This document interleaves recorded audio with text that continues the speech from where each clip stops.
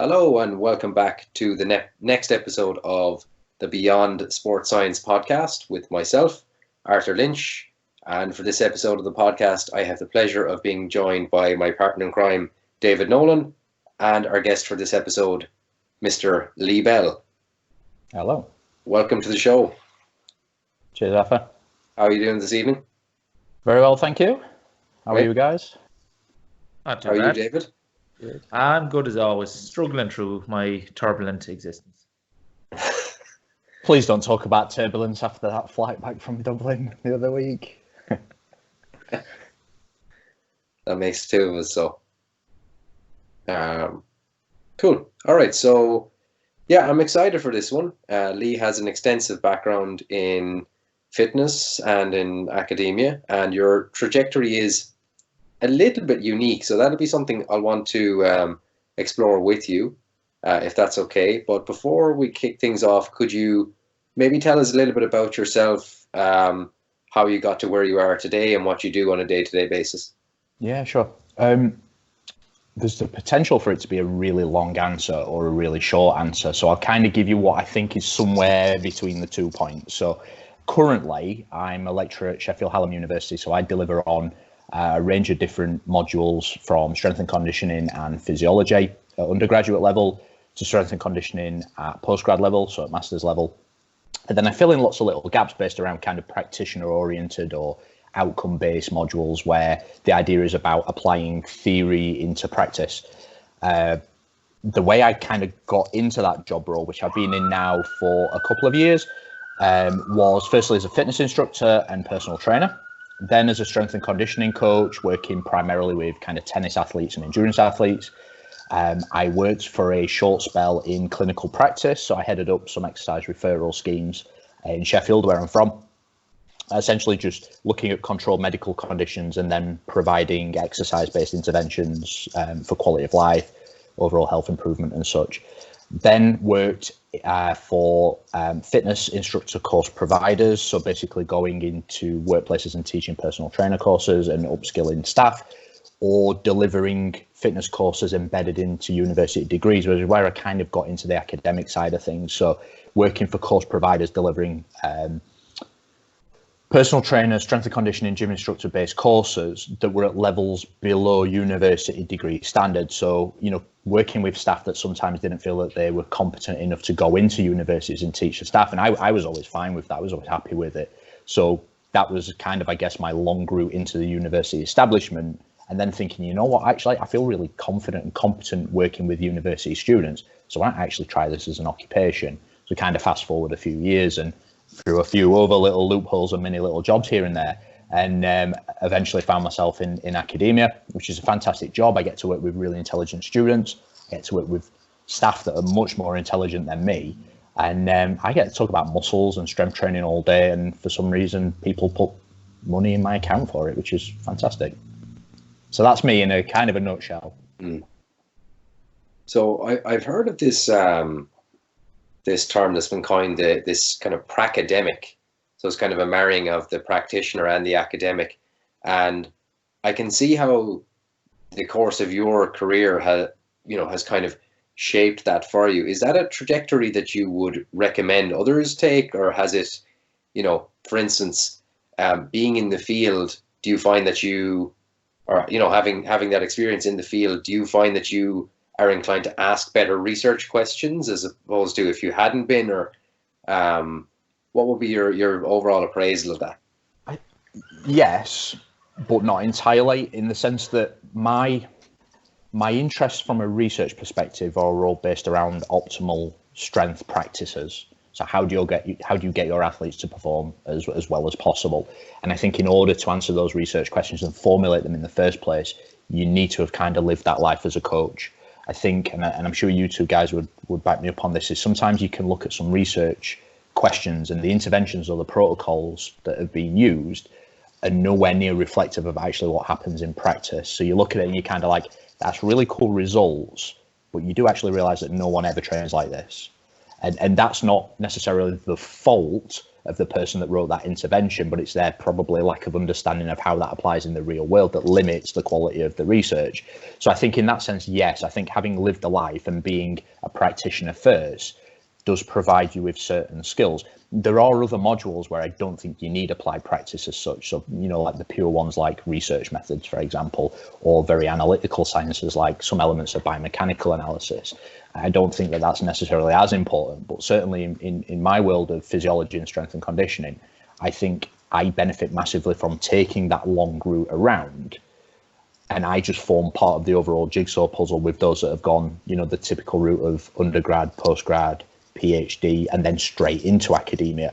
And we complement each other in some senses, but we also work together for the kind of greater good, which is, you take the kind of theory and I take the application kind of stuff. And Lee, what I like about your career, obviously we talked about you take many kind of the long way around to get into academia, not the traditional, as you said, undergrad, postgrad, and then into academia as a full-time career. Within the past few years, sports science itself has grown in popularity as a third level course. And with that, the competition for entry has been much tougher. So there's kind of this perception that people to get into sports science are above average intellect in terms of to get through their second level exams to just get a place on a university course. And then within sports science students themselves, there's a perception that to go on and be a researcher and to work as an academic, as a lecturer or researcher, you have to be on the next level of intelligence again. It can be quite intimidating, and probably a lot of students can view it as outside their reach. So what advice would you give to students who feel that they would love to be a lecturer, be an academic as such, but feel that their intellect may not be at the level that they perceive that it needs to be at?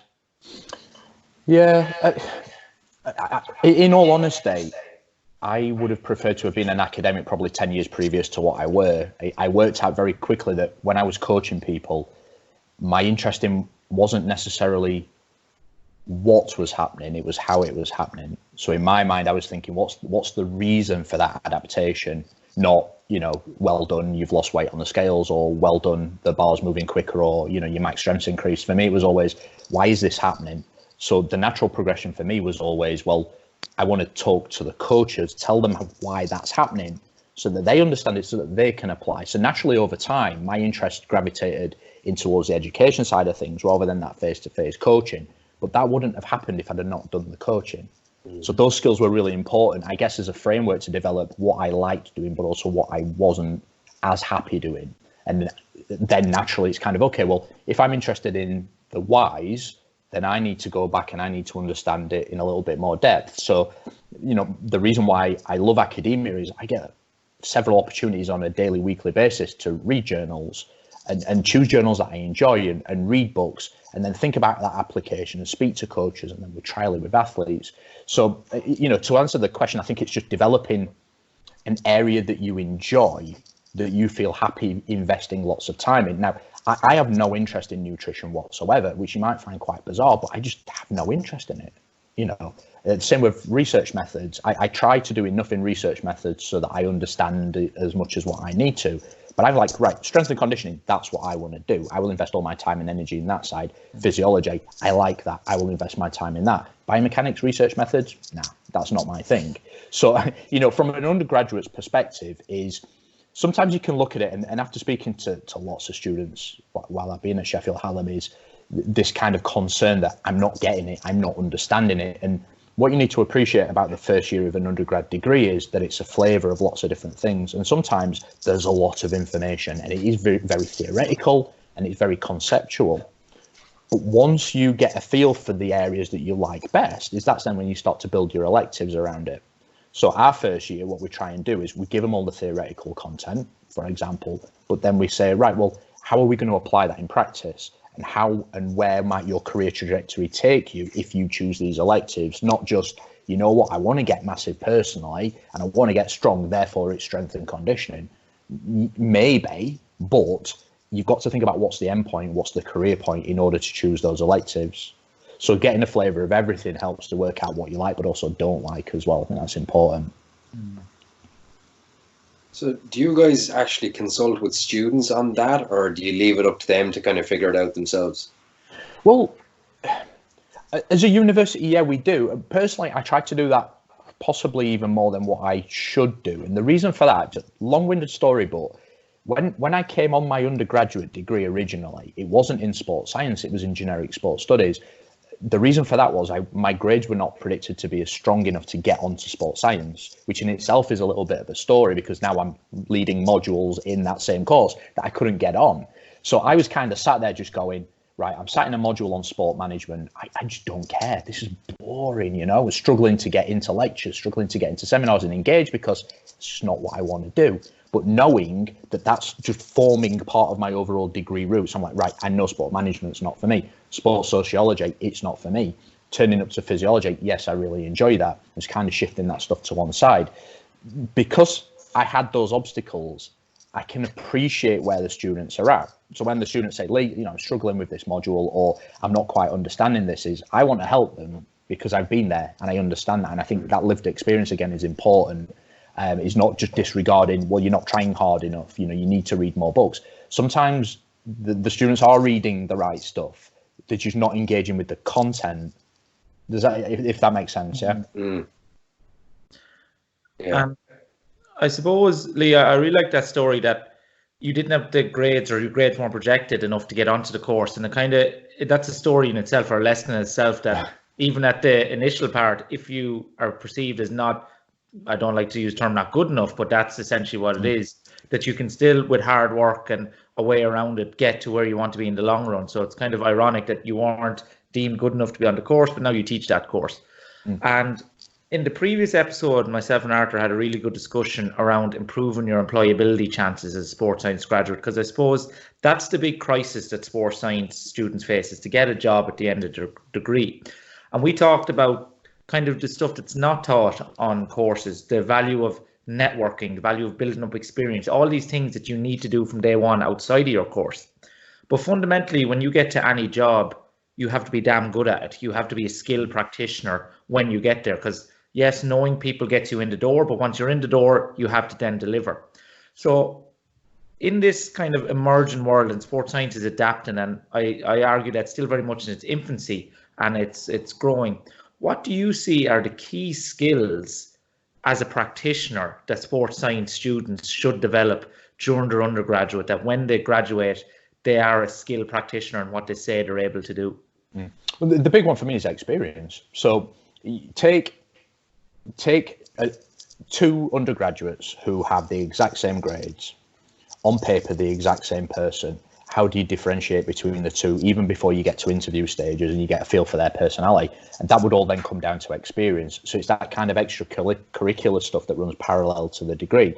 So making time for and energy for, you know, going and doing voluntary work, which, I mean, voluntary work has opened so many doors for me, particularly in the early stages, and I still do little bits of voluntary work now because I love what I do.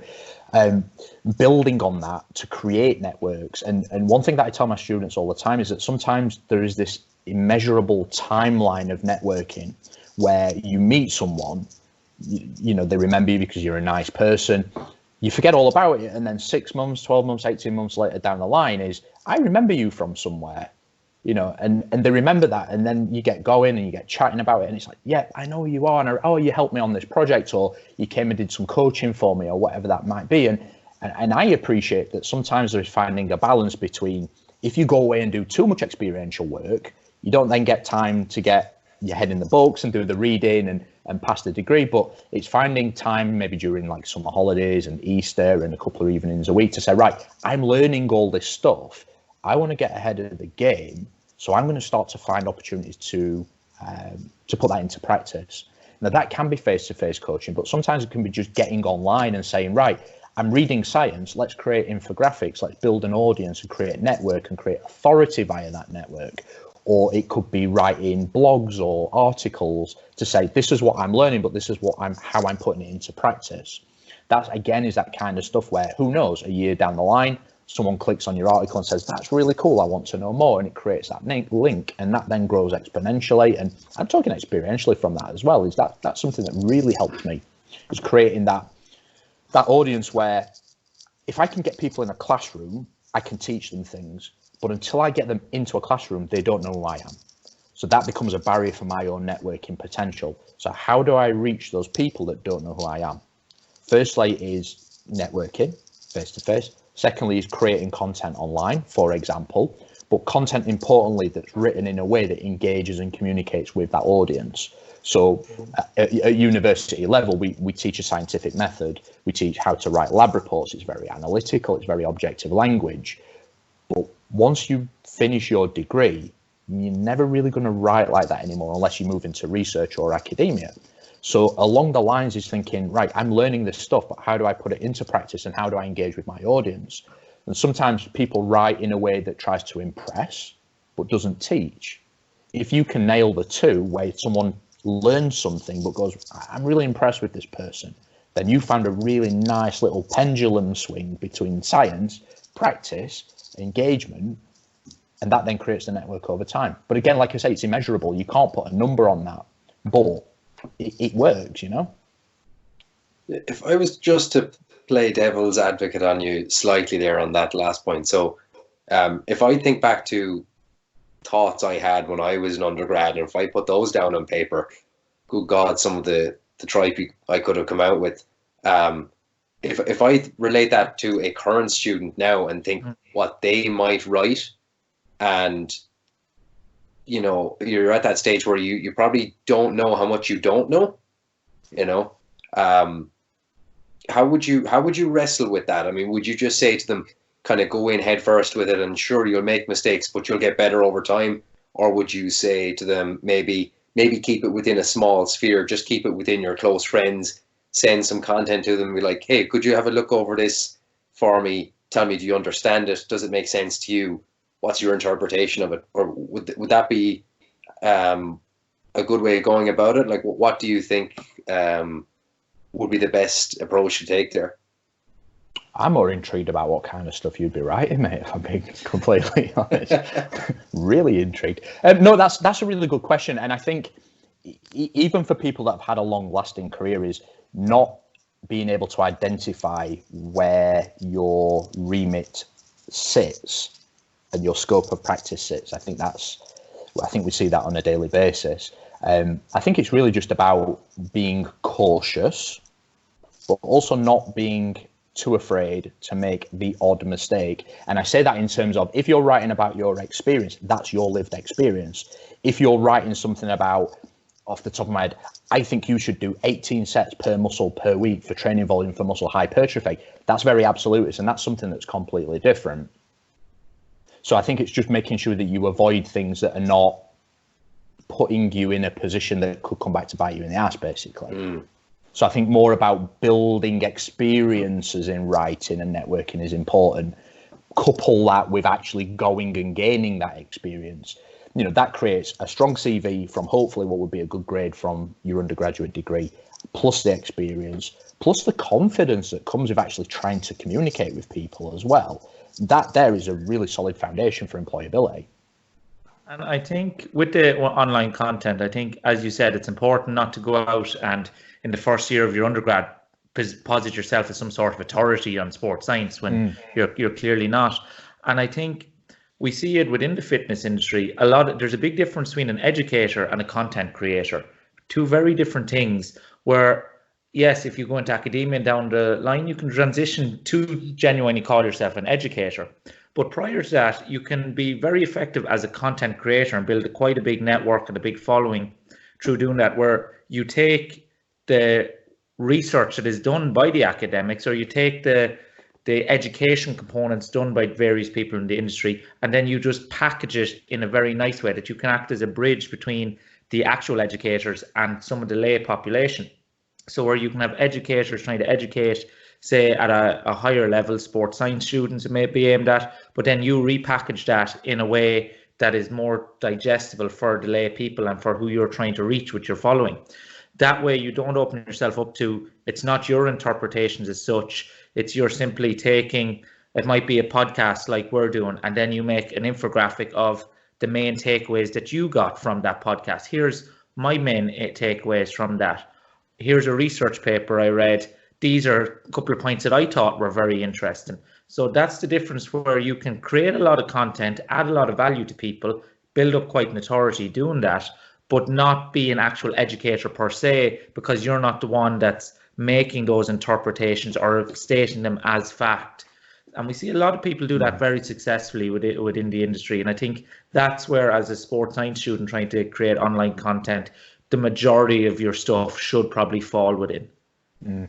Yeah, so there's a couple of examples from that. So we, across our 3-year sport and exercise science degree, in the first year, we teach our students the value of infographics as a tool for networking, building audience, things like that.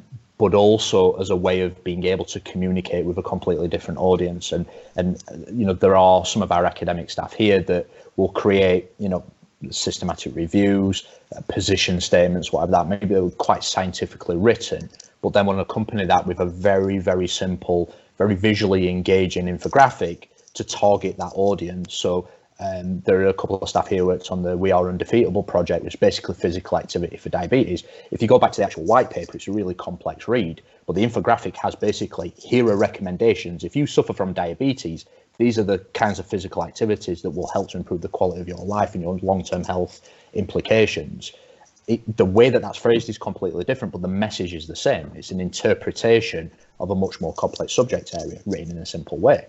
And that's something that we wanted to teach our students at that first level, but then also just before they leave as well, to kind of go back and say, now that you've developed better underpinning skills, but more importantly, critical analysis skills, is let's start to layer on more complexities in your infographics to possibly target a more scientifically able audience. So I'd agree with that, definitely.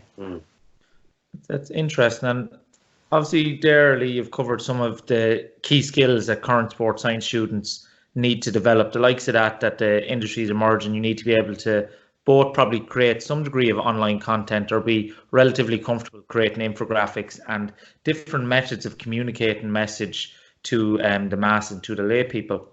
And with within every industry, we see technology advancing at an exponential rate, and we see a lot of industries changing the roles within that.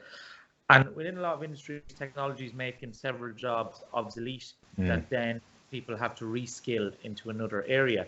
So where do you see sports science going in the next 5 to 10 years with the role of technology probably automating and AI coming in, taking over a lot of some, maybe the data analysts, the GPS analyst stuff being taken over by AI?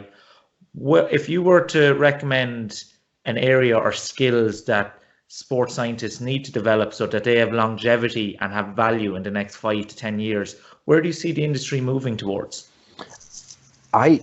My answer is completely based around my own bias, but strength and conditioning is now broader than working in elite sport. So I think the majority of people that come onto an undergraduate degree have hopes and anticipations of working in elite football, for example, or elite rugby, working with the players. Strength and conditioning is now broader than that. So, for example, we have a lot of initiatives here which are based around the application of resistance training for youth health and development.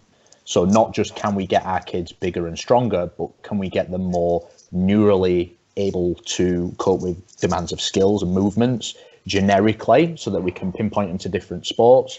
The transferability of resistance training is massive, obviously, without specialising in specific movements. With older adults as well. So we have initiatives where we have strength and conditioning coaches come in that might have an interest in working in elite sport, but in order to give them more rounded skills, is saying, go and work with an audience that you're not used to, because that will help to develop your overall skills. So going in and seeing, you know, older adults in their 70s, 80s and 90s doing cleans and doing back squats and bench presses is fantastic to observe, but also to immerse yourself with that audience as well. All of a sudden you start to appreciate that lifting weights is broader than just, you know, working at Man United in the first team, for example. So for me, my bias is all around the application of strength and conditioning as a social tool, as a physical tool, as a psychological tool. I think that, again, from my world, when I used to teach personal training courses, it was always about face-to-face delivery. And we know the limitations on that. There's only so much you can charge. There's only so many hours in a day. So that means that there's only so much you can actually make as a ceiling level. Since this exponential increase in technology that's allowed us to do online training, that seems to be the big boom. And you can trace back undergraduate employability, and 40% of undergraduates in the UK go on to do some form of personal training. People look at that and kind of go, well, then if I only need a certificate in order to do that, why would I need to do my degree? Well, the short answer to that is that you've got much deeper level of scientific method. It's just all about how it's applied, and that then comes back full circle to experience and knowledge that put you in a prime position to be successful in that job if that's what you choose to go into. Very good. Lee, just to bring it back to something you said earlier on, where you said, for instance, that nutrition just doesn't really float your boat. If a student of yours who, let's say, they confide in you, and they come to you and they say, Lee, I love the stuff that you do. I love the physiology. I love the strength and conditioning stuff. The biomechanics, it just does not excite me at all. But I have to get through it, otherwise I'm not gonna do well in my degree. What advice would you give that student then, other than, listen, buddy, sorry, you just have to suck it up? You go and speak to the tutor. The thing that we have is you speak to a lot of students, and it's kind of like, I don't want to bother my tutor, and then it's our job to help you get through your degree. If you're not telling me that you have issues, we don't know that there are issues there. So as busy as we are in terms of our teaching hours and our marking and our preparation, is we actually like to help people. So in order for us to be able to do that, students need to come and say, look, like, I'm struggling with this particular component. And as much as what we can't say, well, I'll tell you what, let's have 2 hours of, sat down, grab a coffee every week until we get you through your degree. We've got to share it evenly amongst people. Is if people are really struggling, then academic staff will go out of their way to help. We just don't know if people are struggling if they don't tell us, And I say that in the sense that there are numerical boundaries where if we see people's attendance is sliding, then obviously we'd contact them to see if things are all right, or if grades start to slide, then that sets a red flag. But if the students are proactive in communicating with the tutors, that allows us to catch it early and say, right, what guidance do you need? Right, I don't understand this concept. Right, go and read this book, go and listen to this podcast. I'm a massive fan of podcasts and non-peer-reviewed articles if it's from the right source, for overall education, particularly when it comes to practitioner or outcome-based stuff, which you don't always get from a textbook. So yeah, I think just really being proactive and engaging with the staff so that they can engage with you, that's important. Very good. Okay, so just to switch gears ever so slightly, so in a previous episode, David and I talked about our own experiences with our own classmates and what other members of our classes from sports science have gone on to do, and some of the jobs include, going on to work directly in strength and conditioning, video analysis work. They might go on to do physiotherapy, PE, working in gyms. 1 or 2 have open gyms. Is the trajectory any different in Sheffield Hallam, or would that kind of describe where most students end up as well? Yeah, I think that would explain most. This year was the first year that we decided, or we were granted permission to run a postgrad in strength and conditioning, which we've seen quite a big boom, and the numbers are expected to increase next year as well.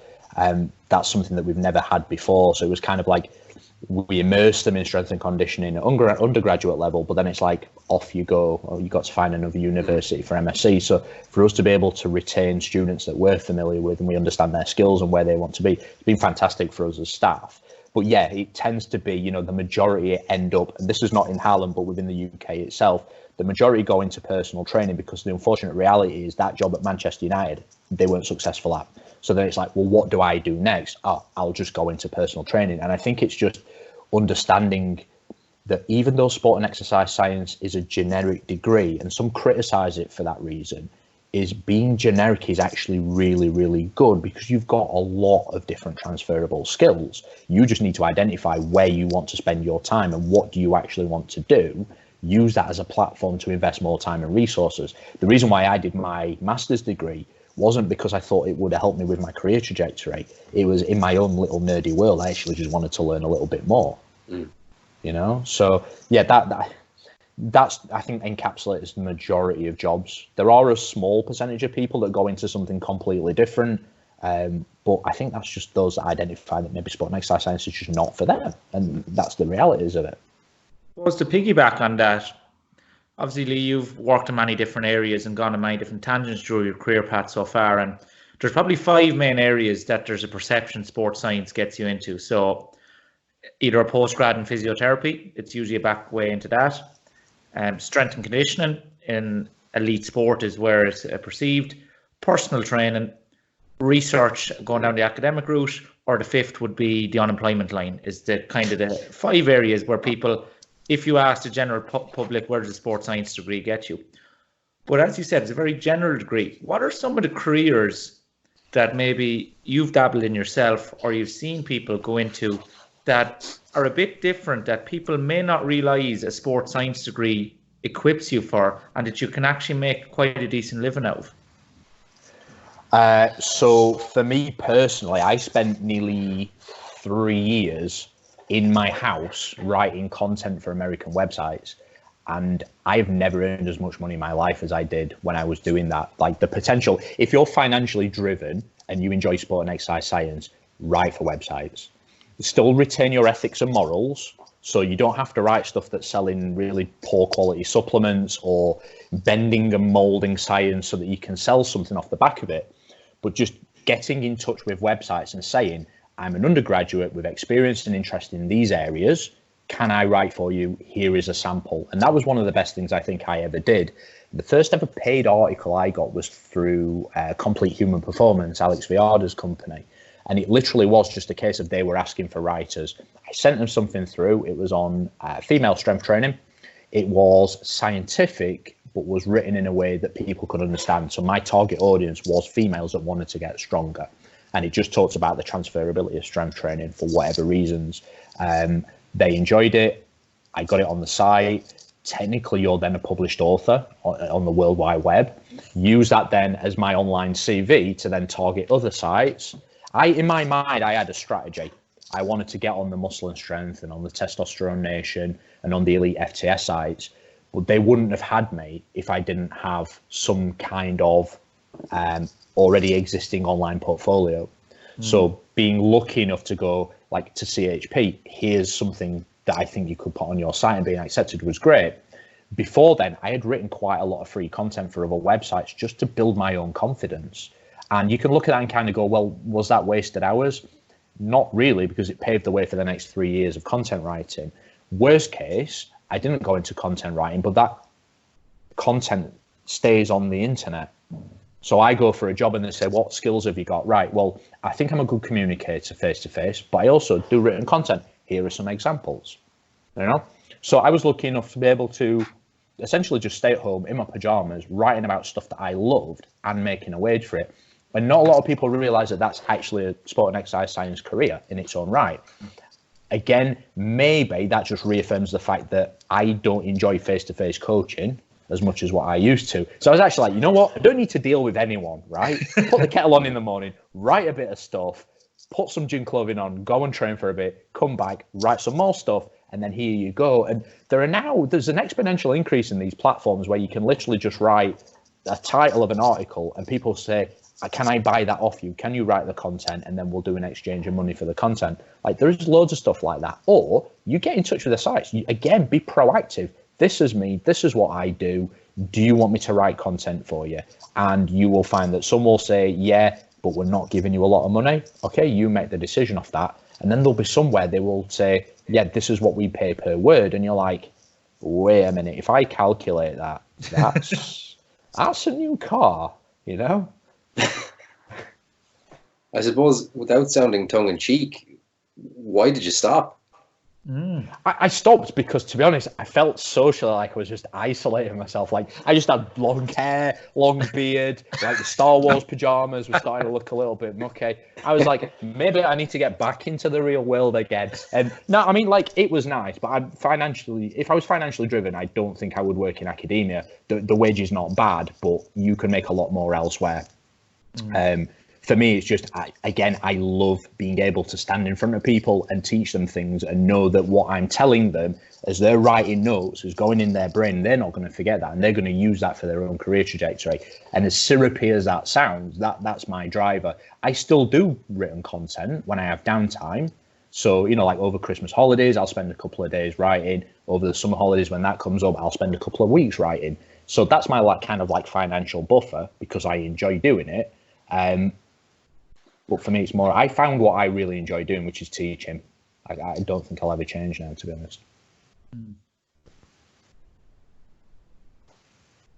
One thing that I've always liked about you, Lee, since the first day I met you, and there are a few people that have a similar characteristic about them, in that when you're talking to them, I feel like you're really interested. Now, you could be just humoring me, but you feel genuinely interested in what I'm saying to you, and you see every conversation as an opportunity to learn.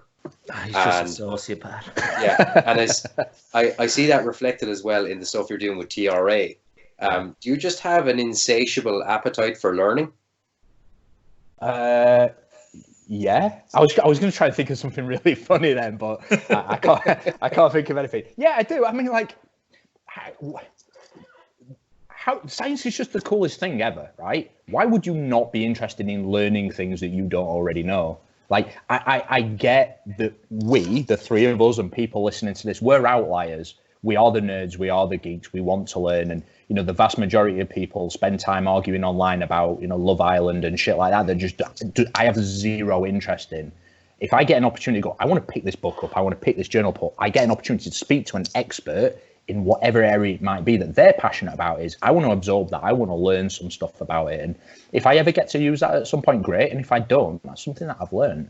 I think I do have a thirst for knowledge to a degree. The problem I have personally, turning this into a little bit of a counselling session now, but the problem I have is actually showing fake interest in stuff that I'm not interested in. Like, mate, I like, if we go for like a meal with people, and there's people I don't know, yeah, and they're like telling me stuff and I'm just going, well, I don't care, mate.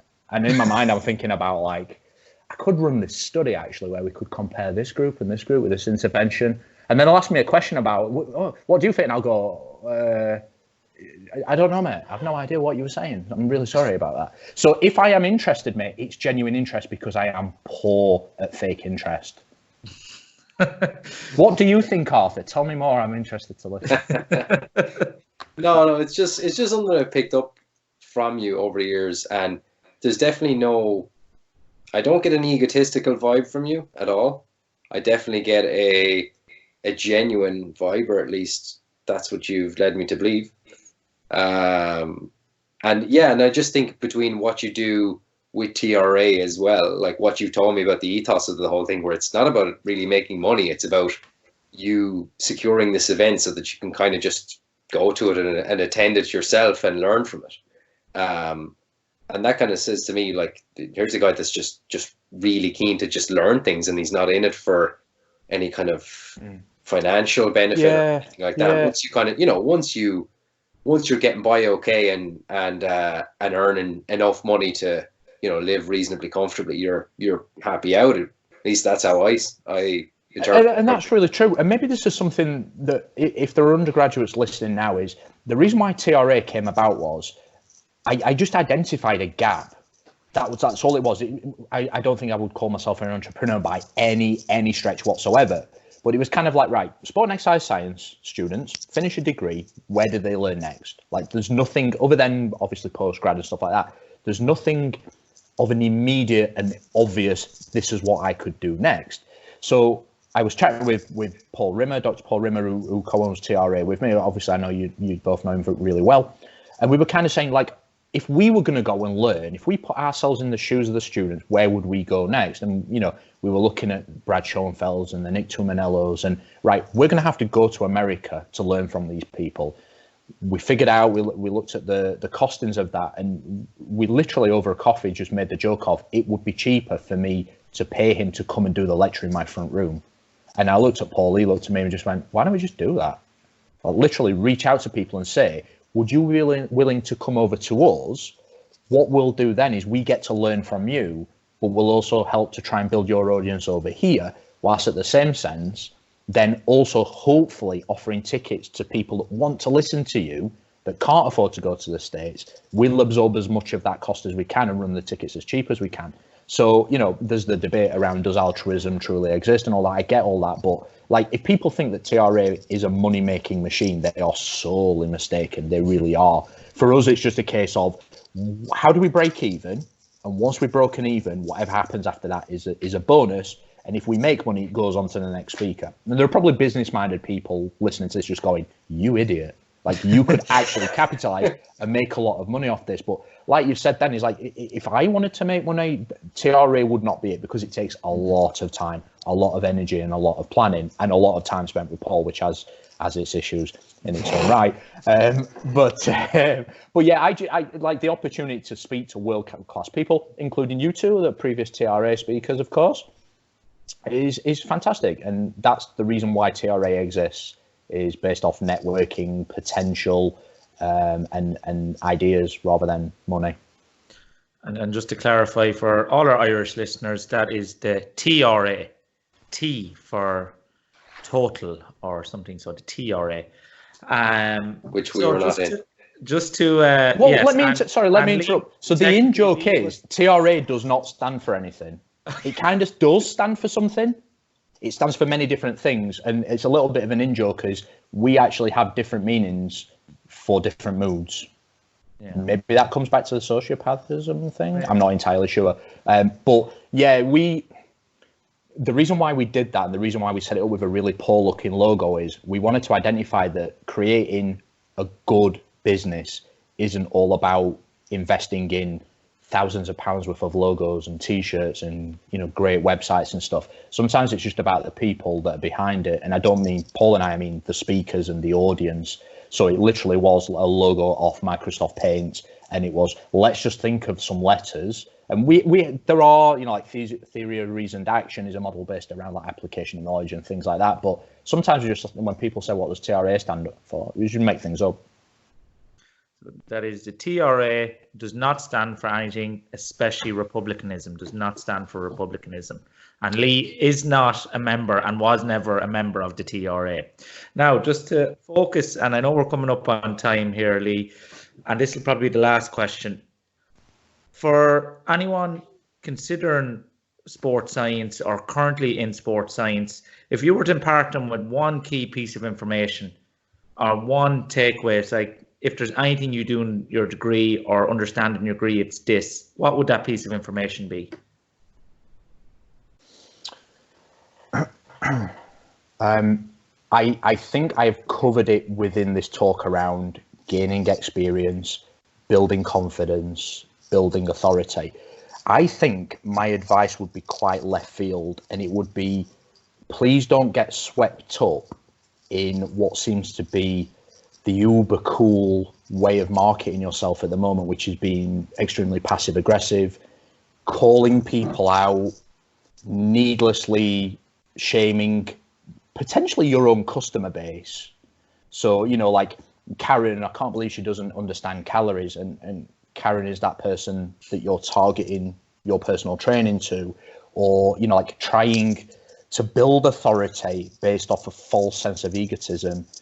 That won't last long. I think the people that have done that and done that successfully, their time will come, and it'll come quite quickly. And I think people will realize over time that actually to be successful and have longevity in sport and exercise science, firstly comes down to being an actual nice person, which opens doors in its own right. And then that allows your experience and knowledge to shine.